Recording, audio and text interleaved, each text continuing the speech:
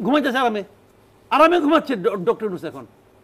আওয়ামী লীগ নিষিদ্ধের যে বিষয়টি তারা তুলেছে, এটি কেন? ছাত্রলীগ নিষিদ্ধ কে করছে? সরকার করছে। তাহলে আওয়ামী লীগ কয় না কেন? আমি বলছি না করা উচিত, আপনি যদি ছাত্রলীগ নিষিদ্ধ করতে পারে আওয়ামী লীগ কয় না কেন? ছাত্রলীগ করতে তাকে কি বিশাল যুদ্ধ করতে হয়েছে?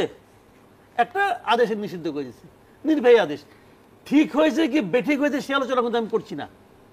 আমি বলছি যে দাবিটা তারা করছে সেই দাবি পূরণ করা কি সরকারের পক্ষে সম্ভব কি সম্ভব না? আইনগতভাবে, আইনগতভাবে সম্ভব, কিন্তু তারা কখনোই করবে না।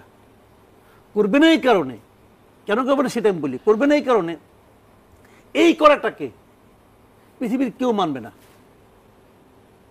এটা করলে পরে এটা ডক্টর ইউনূসের পক্ষে করা সম্ভব না। কারণ ডক্টর ইউনূসকে ভাই দেখেন, আমি বলি আপনাকে অলরেডি, তাকে তো দেশে চালাতে হবে।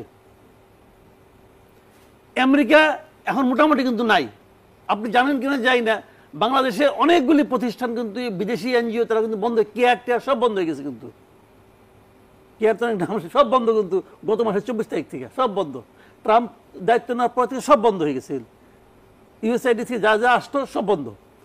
তাহলে আমেরিকা কিন্তু, আর আমেরিকা বলে দিচ্ছে সে ইসরায়েল এবং মিশর ছাড়া আর কারো কোনো সাহায্য করবে না, তা অস্ত্র সাহায্য আর কারো করবে না। আপনি রোহিঙ্গা নিয়ে তো টানাটানি আরম্ভ হয়ে গেছে।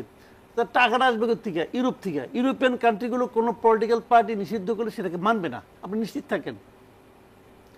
আওয়ামী লীগ নিষিদ্ধ হবে না এই দেশে, পারবে না এই গভর্নমেন্ট, জাস্ট এই গভর্নমেন্ট পারবে না। বিএনপিও চায় না। বিএনপি কেন চায় না সেটাও বলি। বিএনপি চায় না এখানে, বিএনপি মনে করে তারা এই নির্বাচনে জিতবে। তাহলে যদি তারা জিতে, আওয়ামী লীগ থাকলেও জিতবে, আওয়ামী লীগ না থাকলেও জিতবে, এটা বিএনপি জানে। তো বিএনপির হিসাব হলো, আমি যদি আওয়ামী লীগ সারা জিতি তাহলে একসময় প্রশ্ন উঠবে তুমি তাহলে 2014 নির্বাচনের মতো তুমি ইলেকশনে জিতছো, ওদের ইলেকশন আসতেই দাও নাই। এই প্রশ্নের সম্মুখীন বিএনপি হতে চায় না। This is the basic point. নীতি নৈতিকতা সবাই দূরে সরাই রাখেন, যেটা রিয়েলিটি সেটা আমি বললাম। কাজে এরা আমাদের মতো তারা চিল্লাবে, তার মতো তারা চুপ থাকবে, ঘটবে এটাই।